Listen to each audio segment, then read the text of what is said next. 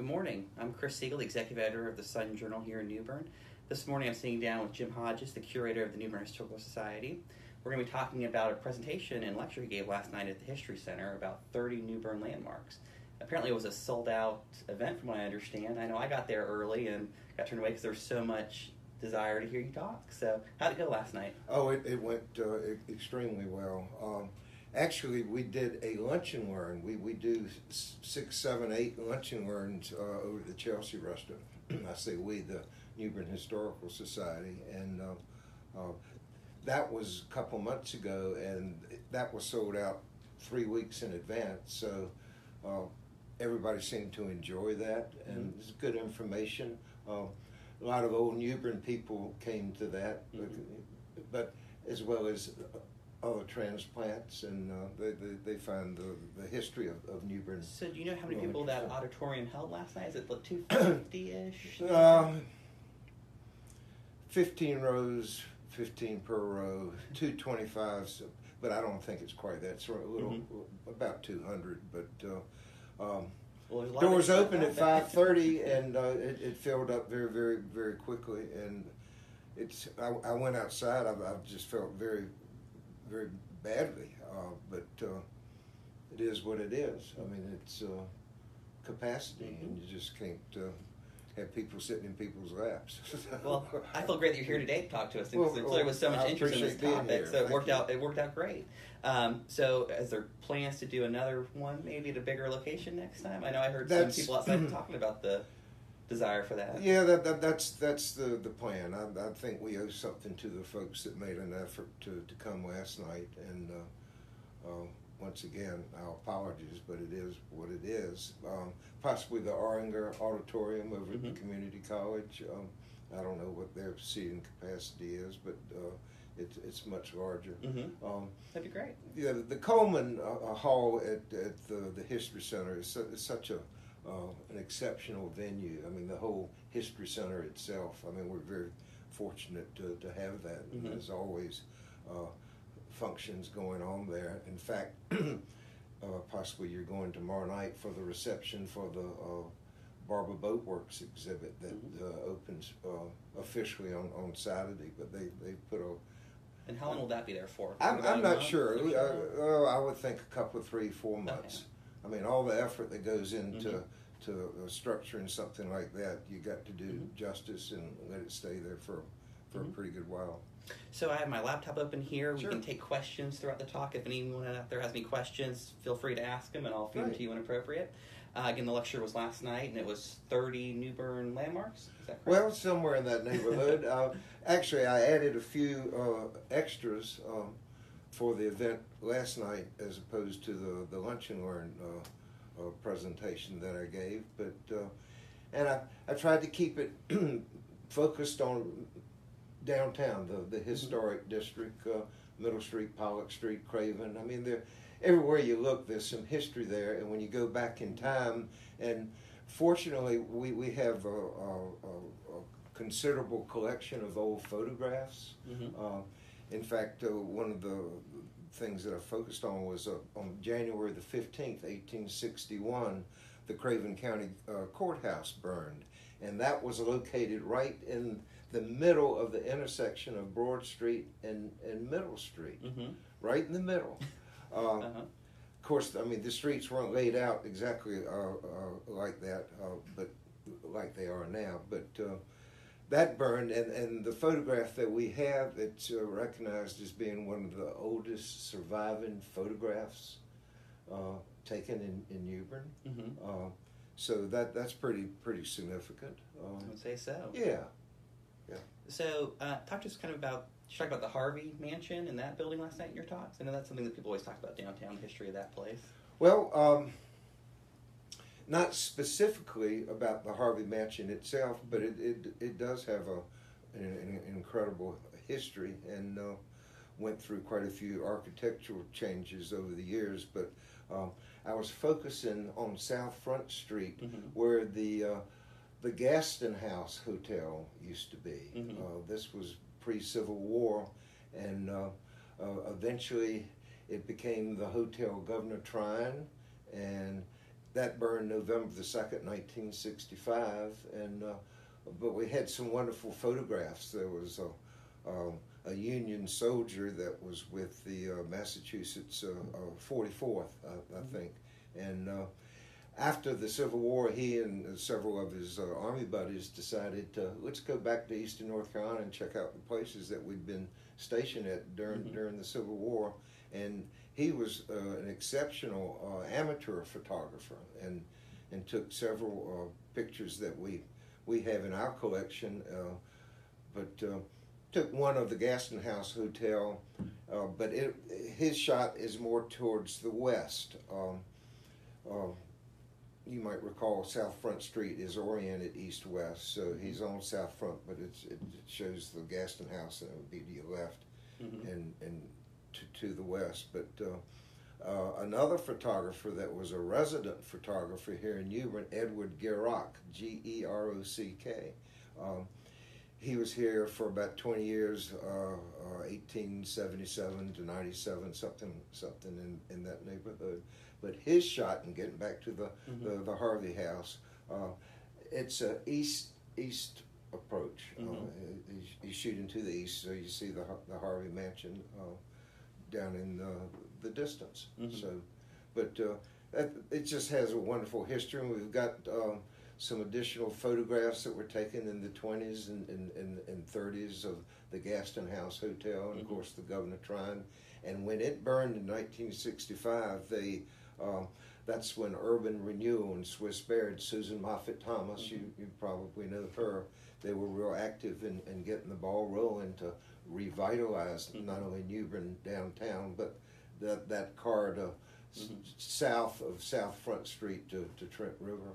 Now, is there another hotel you talked about in your lecture last night, the Queen's Anne Hotel? Hotel? The Hotel Queen Anne. Yeah, tell us about that. Well, I don't know if we have enough time to talk about the Blades family.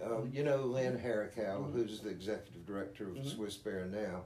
She was the past executive director for the Historical Society, and she and her husband Mark bought the Blades house. Yeah, we did a feature on it in one of the My magazines. Oh, it was wonderful. About 2 years ago. The one there involved the picture. Bill Bean did it. That's a wonderful magazine you're creating.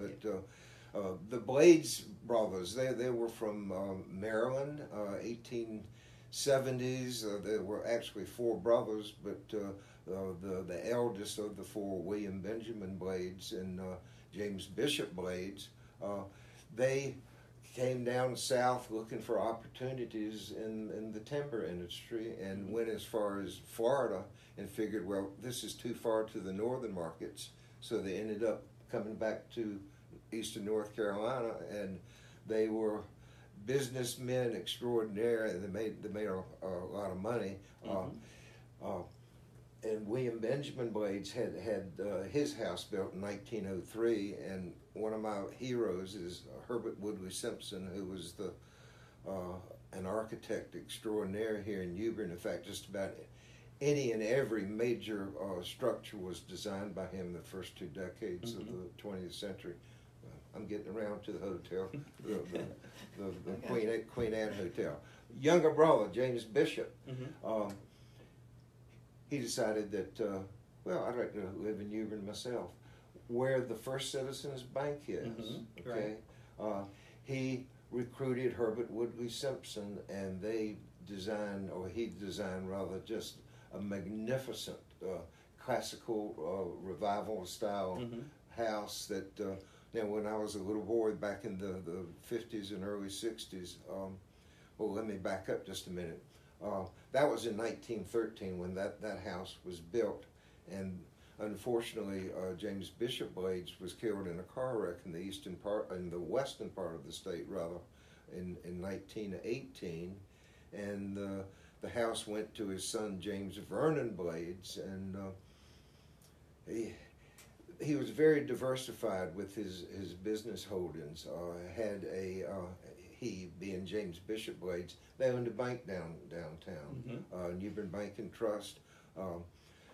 Additionally, he had the largest fire insurance company in the southeast United States. But stock market crash of 29 took a toll on the family. They lost the house. About a year or two later, they regained ownership, but they never lived there again. But what they did, they leased the house to a Daniel Miles, who started the Hotel Queen Anne, and that operated from like 1939 to 1960. Amazingly, one of the reasons it kind of went out of vogue was because we had two new hotels here in New Bern. The Palace Hotel, or the Palace Motel, I guess it's called. That's different history. That's kind of run its course over there. But the Holiday Inn, which was at the foot of Broad Street, that's where the old Neuse River Bridge was, at the foot of Broad Street. But the Queen Anne was just a magnificent house, and Daniel Miles it was constructed an addition on the back, but they had a total of like 85 rooms. Wow. Yeah. Large. Yeah. And I remember that as a boy, they had a wonderful dining room downstairs, and we've got. I should have brought, if I'd known we were getting into that, I would have brought a copy of one of the menus that we have.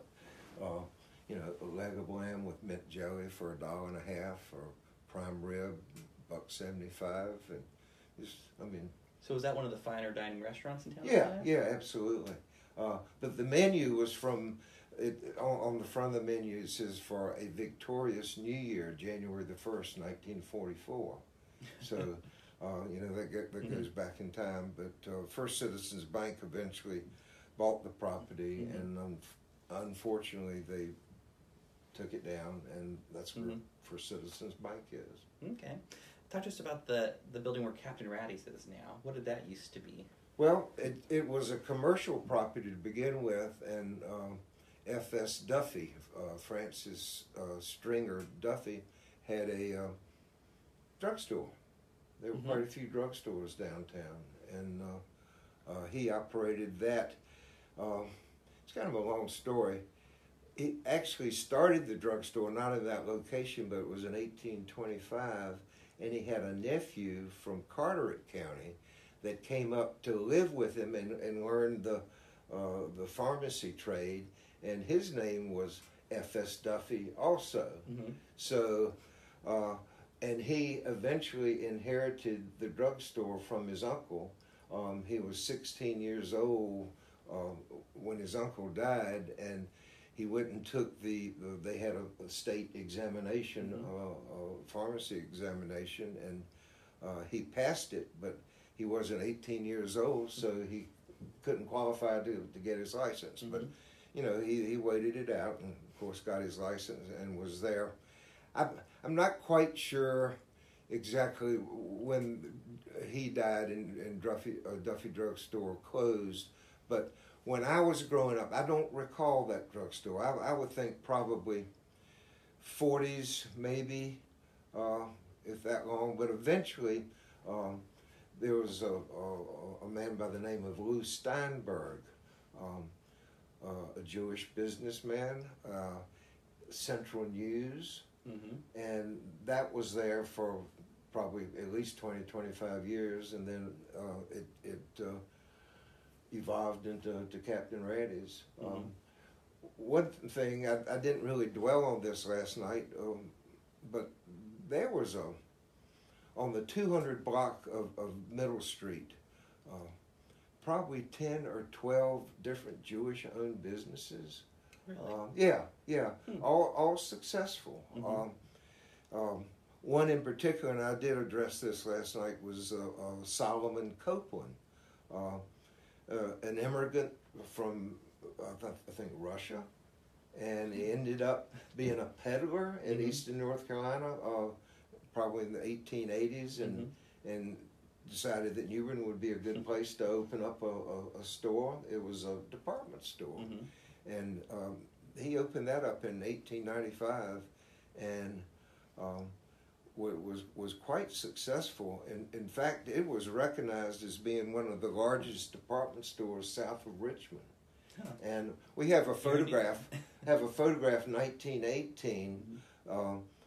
it's not an aerial photograph, but it was taken from Omark's, which not the Omark's building that you think today. He owned that. That's another Jewish businessman. But this, he was on the corner of Pollock Street and Middle Street on the southwest corner.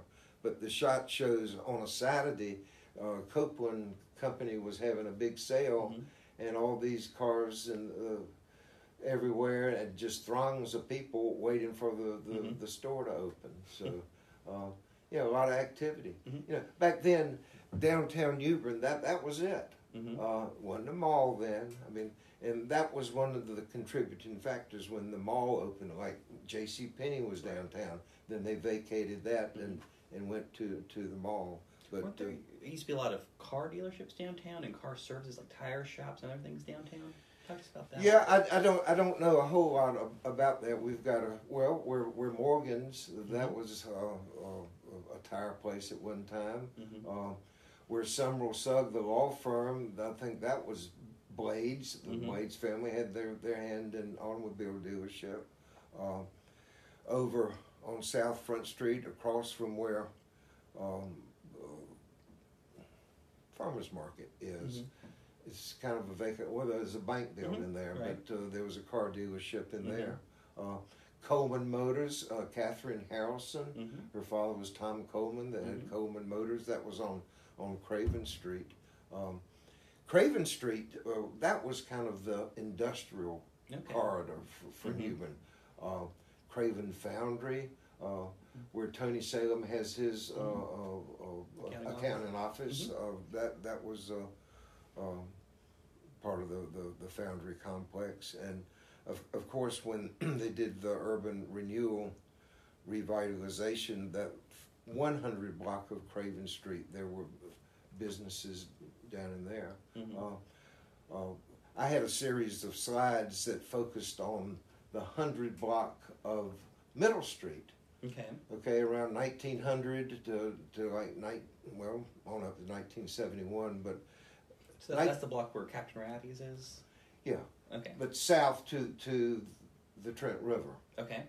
South Front Street to the river. That's the 100 block. But there were all kinds of boat activities. Not so much recreational, but commercial. Produce, shallow draft vessels, being able to navigate way up the Trent River. Farmers bringing their produce, as well as the Neuse River, and they also all the variety of different seafoods. I mean, the folks around here, the more I study the history, they were into the seafood, especially oysters. They used to. Before they bricked the streets, about 1910 is when they started bricking the streets. But before, most of the streets were, in fact, there was one street, I think it's Bern Street, that was called Muddy Street at one time. So that tells you something. That's great. But they'd use oyster shells and compact the oyster shells, and it made a good foundation and something that they could drive across. Over in Cedar Grove Cemetery, a lot of the little lanes over there are I say paved, but the oyster shells are there. But just there was a lot going on. So the average kind of building downtown, how many different iterations of business do you think have been in most buildings? 3, 4, 5? Sounds like a lot of buildings get repurposed multiple times over.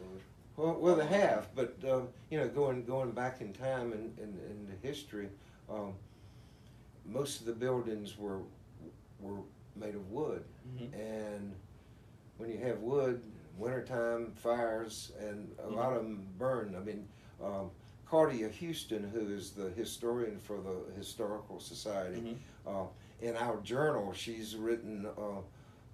Actually, it was a 2-part series, and the second part comes out in our 2018 issue of the journal. But the history of the fire department. And important history in New Bern. Oh, absolutely. Of course, the Great Fire of 1922. But in response to your question, the buildings that survived, I think there were multiple incarnations of what kind of businesses were there. Mm-hmm. Yeah. So what's your favorite story, when you told last night about a landmark building in downtown New Bern? That's hard to say. I'm just partial to the Herbert Woodley Simpson and his creations all over town. Mm-hmm. The Moore House on East Front Street, where Susan and Lee Johnson lived, that was one of his designs. I mean, the man really made it his mark. He left New Bern, probably in the late 20s to go to the greater Tidewater area of Virginia, Norfolk area. And he still maintained a business relationship with a lot of clients in eastern North Carolina. But he's one of the major success stories here in New Bern. He's buried over in Cedar Grove Cemetery, and that's one of my favorite haunts over there. I just that's where the history of the town is. When I was a little boy, my granddaddy used to take me over there, and there's just a special sensitivity and respect for that place because all the history of the town is there. And Herbert Woodley Simpson is there, and from time to time I go visit him, and but there's no large monument there. In which, I mean, he had a son and a daughter. In fact, his son was an architect and practiced with him in later years, but he died in I think 1946, something like that. But he and his wife are buried in this plot, and her marker is just a kind of a foot marker that projects above the ground 4 or 5 inches. But for some reason, his marker had sunk, and I took my shovel over there one day and kind of uncovered it. I mean, this guy deserves a little attention, and.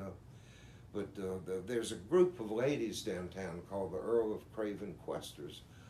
It's a national group, and they adopt a project, and their mission project is Cedar Grove Cemetery, and they indirectly get funding, donations. I've tried to support them in a small way for a number of years, but monuments that get vandalized or just, they don't dig graves with shovels anymore. They take a backhoe in there, and when you are trying to navigate the tight confines of these little lanes and or passageways, they do damage. But anyhow, the Quester's is going to fix his little marker, so hopefully that'll make him happy.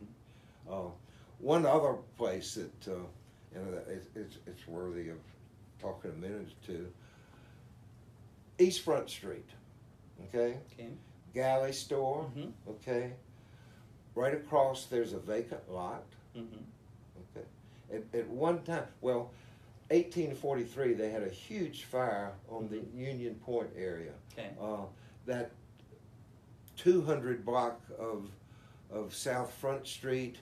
Amazingly, the Harvey Mansion was spared, but it did a lot of damage up Craven Street. Isaac Taylor House was spared, but that 200 block and part of the 300 block of East Front Street, it just wiped it out, as well as the wharves. But mid-1840s, there was a large house that was built there. It was called the Simpson House. And Civil War came along, and it was the Provost Marshal's office, and they used it as a jail. And the image, the photograph that I have of this is it's not a very impressive looking building. It looks pretty drab. It doesn't look like a nice home for someone. But 1870s, this fella, and his name is wonderful, and he's such a character. His name was Appleton Oaksmith. It's a good name. You whip out a sword or something. But He was born in Portland, Maine. I don't know the exact date, but during the Civil War. I mean, this guy was I said he was a character. He was probably a whole lot worse than that. He was. I don't know how honest he was. He was indicted for slave trading and gun running, and they put him in jail. I think in the D.C. area, or maybe it was New York. But anyhow, they incarcerated him, and he escaped and fled to England. Mm-hmm. And evidently, he had family ties that eventually got him pardoned, and he ended up in Carteret County. Okay, Moorhead, right. that area, mm-hmm. and just accumulated a lot of property, all of Atlantic Beach, mm-hmm. all that area. In fact, after the Civil War, he approached the federal government. He wanted to buy Fort Macon and mm-hmm. convert it to a high-end resort. So I mean, this guy was a roller, mm-hmm. and but he acquired two properties here in town, and we're getting back to the Simpson house, mm-hmm. and I cannot adequately describe what he did to that house. It was just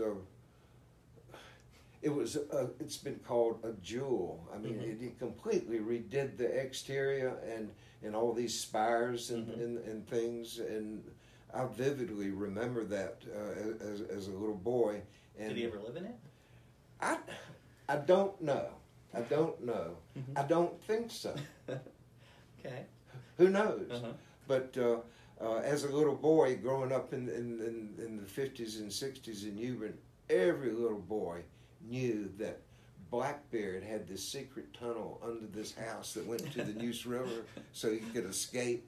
But, you know, logistically that doesn't work because Blackbeard was beheaded in 1718, and mm-hmm. this was the 1870s, 80s. Details. But the house was just what a architectural jewel mm-hmm. it really was. But for whatever reason, they ended up tearing that down, and mm-hmm. it's a vacant lot. Mm-hmm. But the house next to it, that's mid-1840s. It's a 3-story brick Federal-style house. That's the Thomas Sparrow house, mm-hmm. and that has survived. Mm-hmm. But Appleton Oaksmith. Remember, Google him sometime, and I tell you, write a column about him. Oh, you could. Mm-hmm. Never seen a picture of him. I do recall he was married twice and had like 6 or 9 children. And on a 4th of July, I don't know what year, and there's been a lot of controversy about this because they don't know if he had a hand in this or not, but he took all his children out on their boat, I guess out on the ocean, and like 3 or 4 of them ended up drowning. And, you know, it's just kind of who knows? A weird end. So, but he survived, though. He and his sons. But anyhow, that house was quite a house. And you have pictures of that house? Oh, yeah. Yeah. Okay, we'll have to get that into a story. Maybe Greg can help with that. Sure. Down the line. Yeah. That sounds interesting. Were you able to take questions last night during your lecture? Or did you run out of time? Yeah, pretty much ran out of time. Uh-huh. And, you know, I was concerned about the length of the presentation because, and I just didn't want to overwhelm people with too much information. But I get into it, and especially when you have slides there. I mean, it's show and tell, and this and this and this. So I mean, it went smoothly, and I mean the hour and 15 minutes went by so quickly, and people seemed to enjoy it, but not. People came down and had some comments or questions, and I don't really even recall specifically what questions. I mean, my mind was pretty fried by then. I imagine. Yeah. It's a long time I on was stage. frothing at the mouth. I mean, I haven't talked for that long. So talk to us a little bit about the Historical Society and your work there. What does that group do? How can people get involved? What's the importance of having something like that in New Bern? Well, let me just give you a little bit of history. The house, it's the Atmore Oliver House. Isaac Taylor, he's another one of my heroes. This guy was something else. Glen Burnie, Mm-hmm. that was the name of his plantation. That's how that Glen Burnie Boulevard got its name. Mm-hmm.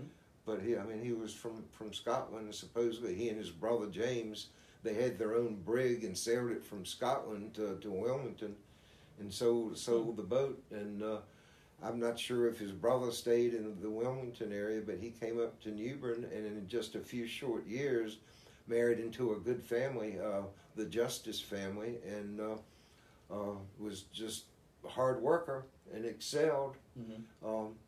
But getting back to the Admiral Oliver House, there was a pre-existing house at that location, which today is 511 Broad Street. Okay. Samuel Chapman,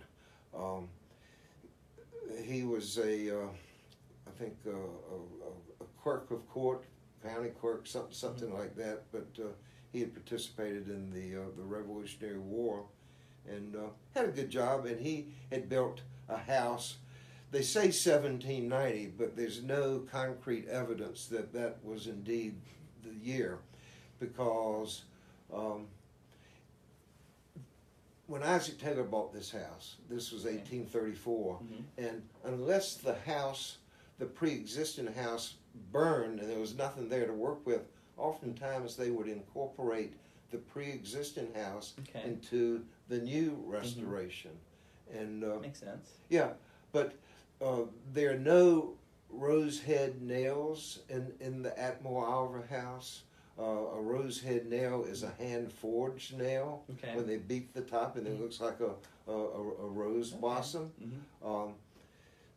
So there's no evidence of anything pre-1800, even though they're stretching and say that was built in 1790. But getting back to the story, 1834 is when Isaac Taylor purchased it for his daughter Mary, who married George Sitgreaves Atmore, and the Atmore Oliver family stayed in that house for 117 years.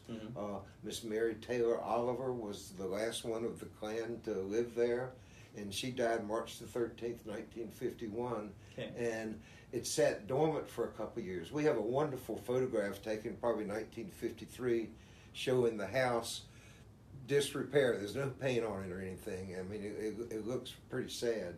And my grandfather was active with the Historical Society, and he and another gentleman, Mr. Johnny Dunn, traveled to Fayetteville. Miss Mary had left the house to her nephews, the Huske brothers that lived in Fayetteville. Paid $30,000 for it in 1951, which was a pretty good sum of money for a house looking like that.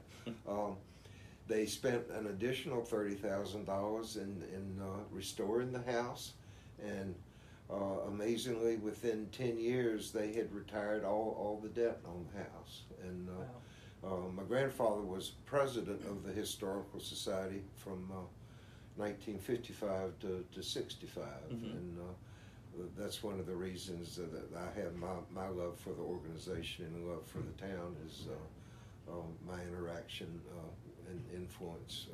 So how long has the organization been around for? Well, April the 19th, 1923. Manette Chapman Duffy, the Duffy Gallery over at the History Center. Her husband was Richard Nixon Duffy. He was a doctor. The Commission House, they had lived in that house. There's a house on Craven Street. All right, Craven and Johnson Street, it would be the southwest corner. Maria Cho's mother owns the house now. That's where she lived for most of her life here. But that's where they had the first meeting in that house there.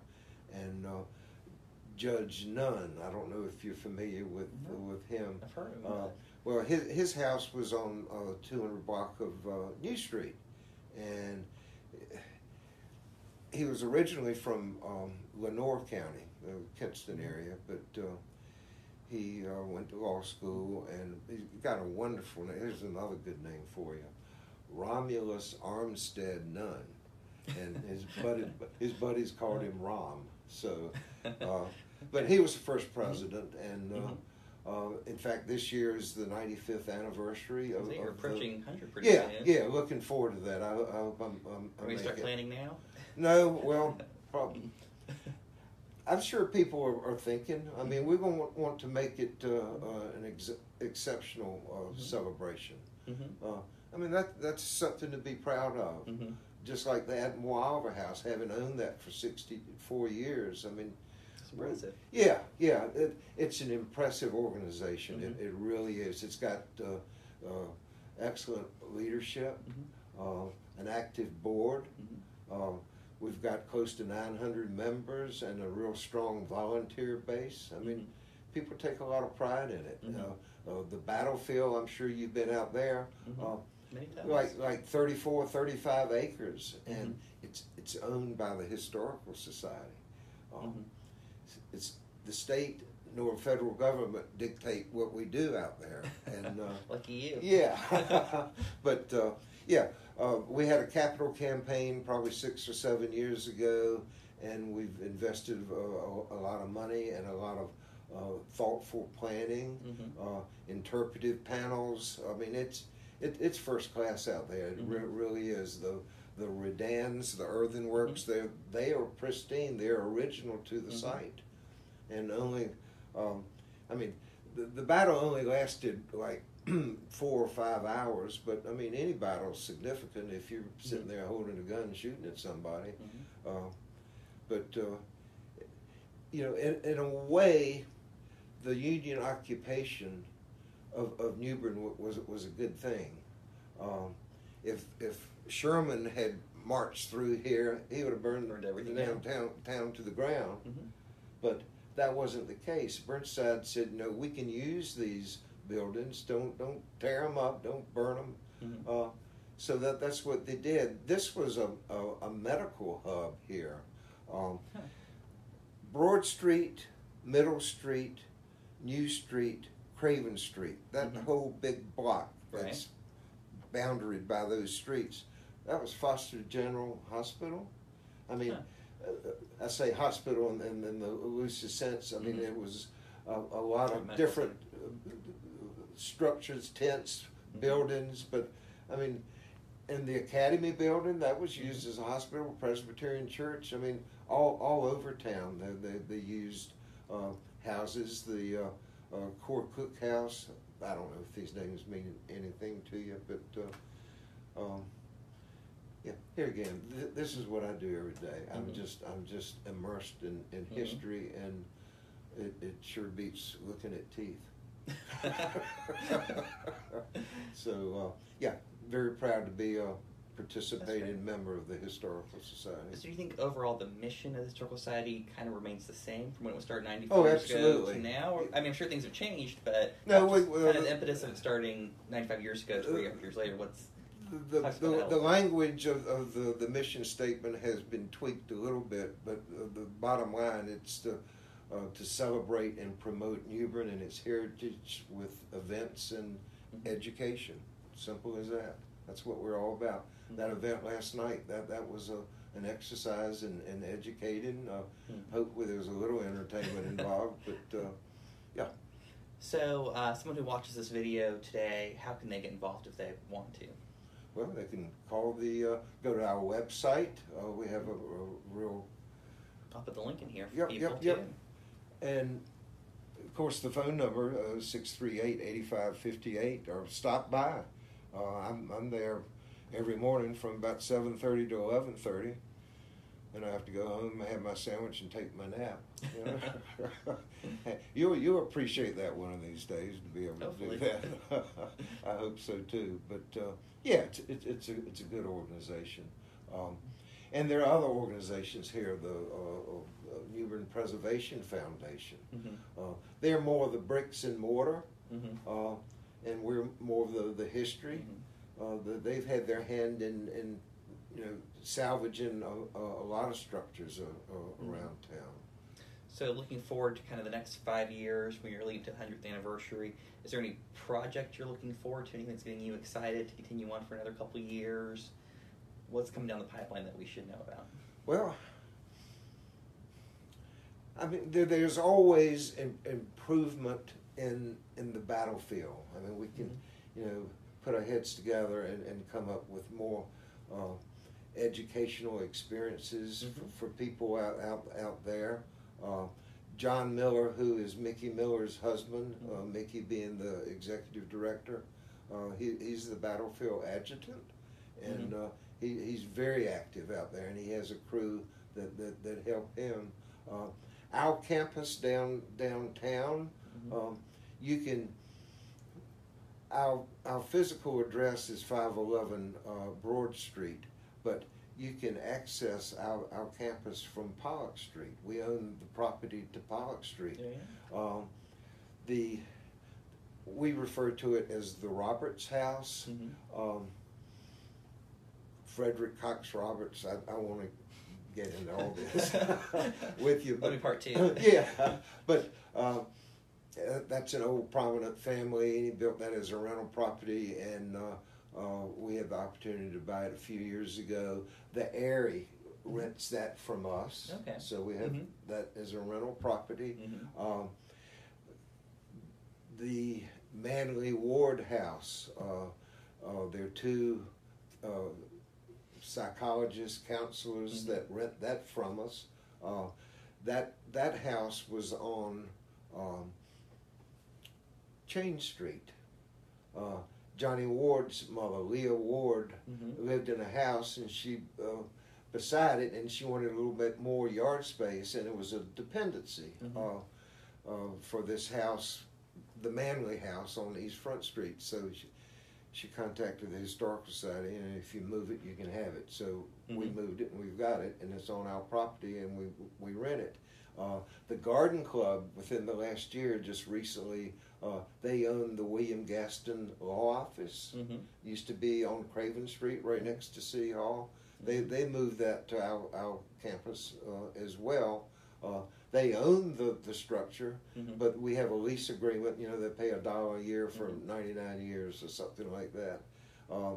Also, the New Bern Preservation Foundation, they have a brick structure there, and this is a real interesting house. Oh, it's not really a house. It's a brick structure, and it's called the Haslen, Haslen, Dependency, and it was located on the 300 block of East Front Street, right across from the Galley store. All that series of little duplexes, units. Right. Yeah. Back in late 70s, there was a developer, Frank Eford. He's the one that started River Bend. But he was developing that. Unfortunately, he tore down several old houses. But the sensitivity to preservation was not as strong then as it is obviously today. But this Haslen dependency was sitting there, and preservation stepped up and said, "Hey, can we have that?" And he said, "Okay, you can have it. You got to move it, and I'll give you a month to move it." But they moved it, and it pretty much crumbled from what I hear. What's there now is basically a reconstruction of the house. I mean, they used the same bricks, but to reinforce the bricks, the exterior bricks, they use concrete blocks on the inside. But it's quite a history when you start talking about the Haslen family too. Dr. Thomas Haslen, he had a large house on the corner, and this was a dependency for, I don't know if slaves lived there or it was a cookhouse, but it eventually it was a tanning facility, and I don't mean getting a suntan. We take a dead animal and skin it and render it and hang it up and all that kind of stuff. Because state archives came and did a archaeological dig, and just an abundance of it's incredible that a space that's probably 25 feet by 50 feet can yield so much history in the soil. Just about anywhere you dig downtown, I mean, you're going to find something, shards of pottery or whatever. remember most of those houses back in the 1700s were wood, and they had some hellacious hurricanes back then, and when they had a bad hurricane, everything got destroyed. And it gets piled up or rebuilt. Yep, on top, on top. So what's considered your campus? You refer to your campus where you have buildings and other things. So where's that? On Broad Street with the Admiral Oliver House, 511. Okay. You know where the Admiral Oliver House is. Just but behind that, all the way to Pollock Street, that's what we refer to as the campus. Plus, we've got some nice gardens in there. There's a team of ladies that are very faithful, and every week, despite when it's hot and humid, they're out there on once a week and do the pruning and stuff. But volunteers. A lot of effort by a lot of people make it happen. That's great. As we wrap up here, is there anything else you'd like to add for people to know about the society and your talk last night, which was a big success from all we can tell? No, it was a wonderful experience. I've never really considered myself much of a public speaker, but when I get up and start going through these slides, I just kind of get in a zone and go for it. It's just so interesting to me. So you'd like to do it again, I take it? Yeah, we will do it again. I mean, all these folks, including you and your folks, we feel badly again, but it's nothing we can do about it. But we feel obligated to do this again, and hopefully you'll come earlier. That's the takeaway. Come early. It's going to be packed. That's right, Chris. Well, Jim, thanks for your time. We appreciate it. Well, it's my pleasure. Thank you. Thank you.